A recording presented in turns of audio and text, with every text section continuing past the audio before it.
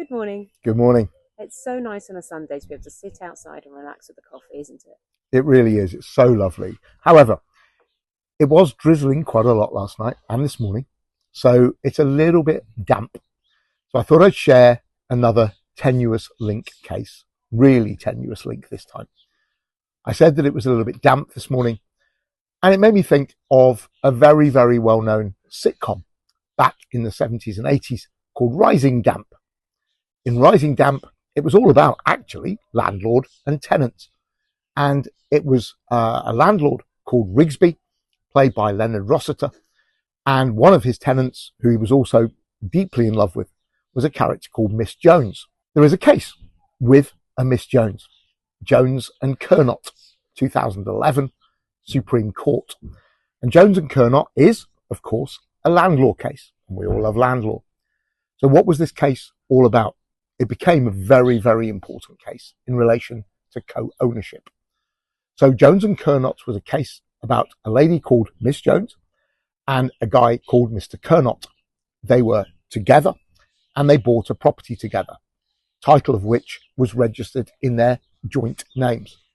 Now, at that point, and still today, there is a presumption that equity follows the law, and therefore their equitable ownership, which Martin Dixon and others refer to as the real value in the property, of course, their equitable ownership was assumed to be 50-50 because they were joint tenants at the beginning of their relationship. But then, sadly, things changed. They had children, and Mr. Kernott decided to leave. He left Miss Jones on her own with the kids for well over a decade. She paid absolutely everything.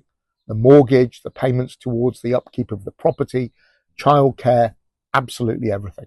Over a decade later, he gets wind of the fact that she wants to sell.